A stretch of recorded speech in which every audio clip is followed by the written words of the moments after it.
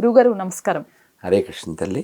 ఇదొక ఉదాహరణగా అనుకోవచ్చా గురుగారు? అయోధ్య కట్టించి కూడా అక్కడ బీజేపీ ప్రభుత్వం ఓడిపోవటం ఈసారి చాలా టఫ్ ఫైట్ నడిచిందని చెప్పుకోవచ్చు కాంగ్రెస్కి బీజేపీకి.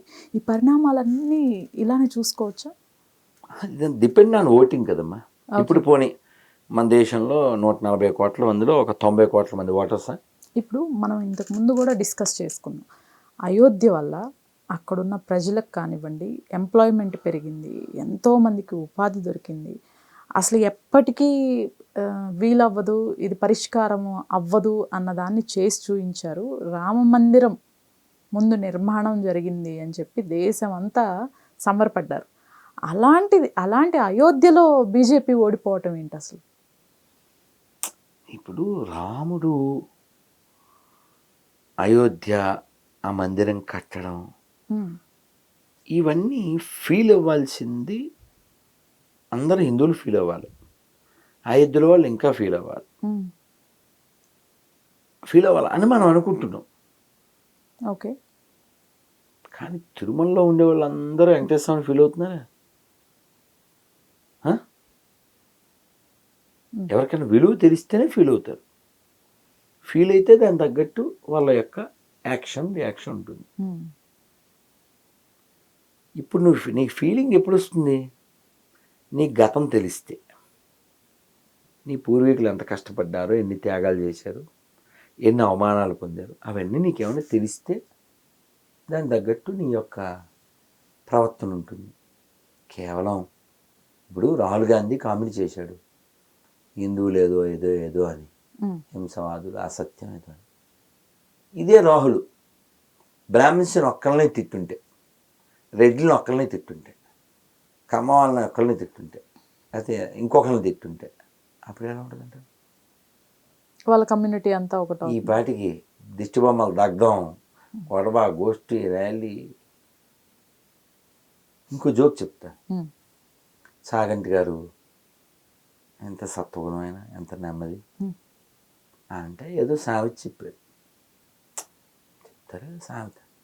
సామెత అది సామెత అంతే. ఆ సామెతకి ఆయన ఇంటికి వెళ్ళిపోయి, పోలీస్ స్టేషన్కి వెళ్ళిపోయి కంప్లైంట్ చేసేసి ఆయనతో సారీ చెప్పించేసుకున్నారు. కేవలం కులాన్ని ఫీల్ అవడం వల్ల. మరి తమ కులదైవాన్ని ఈ పాస్టర్లు, గొర్రెలు అవమానించినప్పుడు అలాంటి ఏం చేయలేదండి. అంటే దేవుడి కంటే కులమే ముఖ్యం అనుకున్నారు. Same happen in Ayodhya. తిరుపతిలో ఎవరో ఒక స్వామీజీ అక్రమ కట్టడాలు చేస్తున్నారు అని కొన్ని వార్తలు బయటకు వస్తున్నాయి.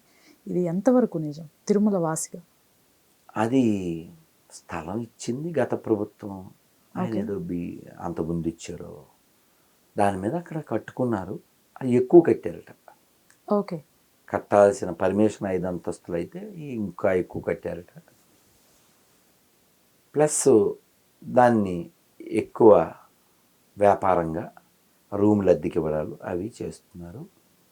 దాని మీద ఏదో మొన్న శ్రీనివాసానంద స్వామీజీ ధర్నా అది ఇది చేయడం జరిగింది.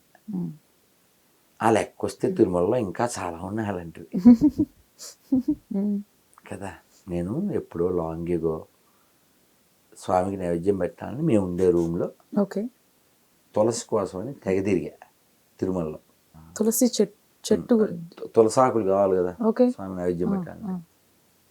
అలా తిరిగినప్పుడు ఎవరో అక్కడ ఒక అటెండర్ ఉంటాయి కదా, ఒక్కొక్క పెద్ద పెద్ద వాళ్ళకి బిల్డింగ్స్ ఉన్నాయి కదా, రాజేంద్ర ప్రసాద్కి ఒకటి ఉంది, రాజేంద్ర ప్రసాదము సంథింగ్ లైక్ దట్. అలా చాలా టీసీ బ్రాహ్మణుడికి ఇంకెవరెవరికో ఉంటాయి కదా. అలాంటి చోట ఎక్కడో అబ్బాయి ఎంత అదృష్టవంతులు, తిరుమలలో వీళ్ళ పేరు మీద ఒక బిల్డింగు, ఎప్పుడు వచ్చినా ఇక్కడ ఉండొచ్చు, ఇది వైకుంఠం, ఎంత గొప్పది. నేను ఇలా అన్నమయ్య పాటలన్నీ వినేసి అలా ఫీల్ అయిపోయి చెప్పాను. వాడుండి అంతేం లేదు, ఇక్కడికి మందు వస్తుంది, ఇక్కడ మొక్క వస్తుంది, ఇక్కడ సిగరెట్లు వస్తాయి అన్నీ. నాకు నీరు గారిపోయింది. పోనీ అతను చెప్పింది అబద్ధమా అంటే కళ్ళతో చూసేయడం కూడా జరిగింది. కొన్ని ఓ మూలకెళ్ళి సిగరెట్ దమ్ము లేకెత్తుంటాడు. ఇలా రకరకాల ఇవన్నీ ఎందుకు జరుగుతున్నాయంటే శిక్షణ లేకపోవడం, సుశిక్షిత లేని వాళ్ళు అక్కడ లేకపోవడం, ఓకే, కేవలం అదొక ఉద్యోగంలో భావించడం. తిరుమల అంటే బా టీటీలో జాబ్ లెక్కి, దేనికి లెక్కి వెంకటేశ్వర దగ్గర సేవ చేస్తున్నందుకు కాదు, బాగా డబ్బులు వస్తాయి కాబట్టి అంతే. ఇప్పుడు గవర్నమెంట్కి తిరుమల అంటే ఎందుకు ప్రేమ చెప్పు? ఏమైనా వెంకటేశ్వర మీద ప్రేమ చెప్పమ్మా. వెంకటేశ్వర మీద ప్రేమ కాదు, అక్కడ బాగా డబ్బులు వస్తాయి కాబట్టి అంతే. ఫ్లైఓవర్ ఎలా ఉంది గురువుగారు? బాగుంది కానీ అలా ఇయ్యమని వెళ్తాను బుల్లెట్ మీద. అంతేనా? ఓకే, అలా ఇయ్యమని వెళ్తాను సరదాగా. అలా ఇంకా కొండ అలా దగ్గరగా కనపడుతుంటుంది.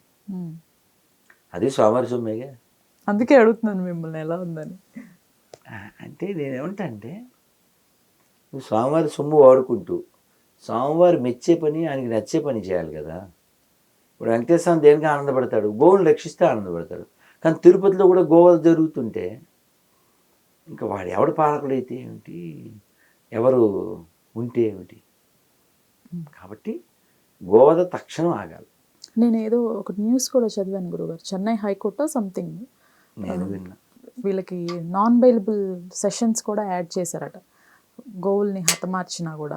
ఇలా ఎందరో గరికిపాటి వారు ఎందరో మన కోసం చెప్పినటువంటి మంచి మాటలు అవి వింటూ మనం కూడా చదువుతూ ధార్మికంగా జీవనం గడిపి దైవాన్ని చేరుకోవాలని కోరుకుంటాను. కల్కి సినిమా 2వ పార్టు,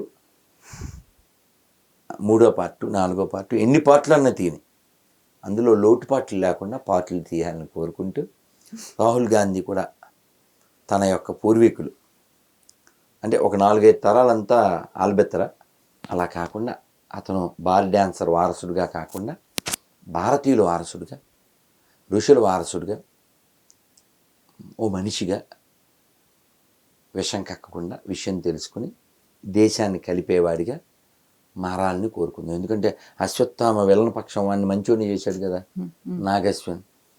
అలాగే 54 ఏళ్ళ ఈ నవయువక వృద్ధుడు కూడా మారాలని కోరుకుంటూ దేశం అఖండంగా ఉండాలని, జాతీయ జెండాకి శాల్యూట్ చేయడానికి ఏడ్చేటువంటి వాళ్ళు ఈ దేశం వదిలిపోవాలని కోరుకుంటూ, రేపు ఆగస్టు 15 వస్తుంది కదా, 40 రోజుల్లో నేను అందరికీ విజ్ఞప్తి చేస్తున్నా, మీరు మీ దగ్గరలో ఉన్న దేవాలయానికి వెళ్ళి, ఈ ఒక్క ముక్క విడిగా వేయిన తర్వాత మీ దగ్గరలో ఉన్న దేవాలయానికి వెళ్ళి చక్కగా వందే మాతరం, జనగణమన 2 కానీ 1 ఏదో ఒకటి కానీ చక్కగా పాడేసి దాన్ని పోస్ట్ చేయండి.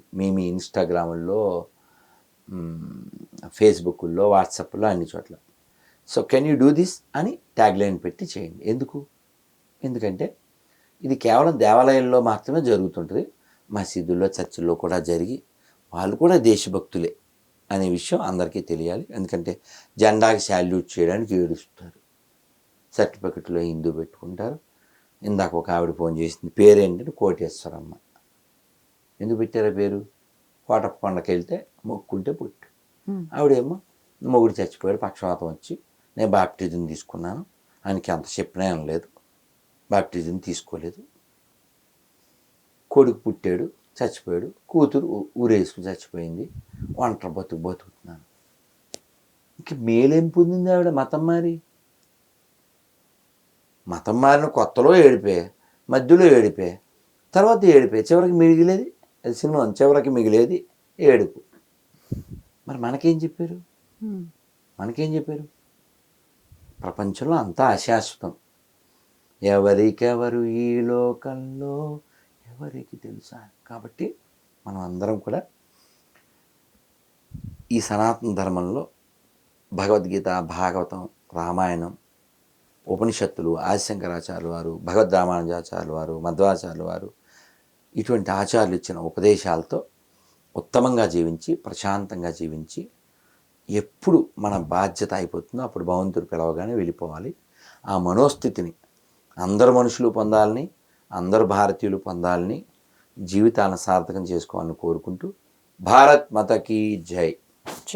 3 మీడియా వాళ్ళకి బై. థ్యాంక్ యూ గురువు గారు, ధన్యవాదాలు.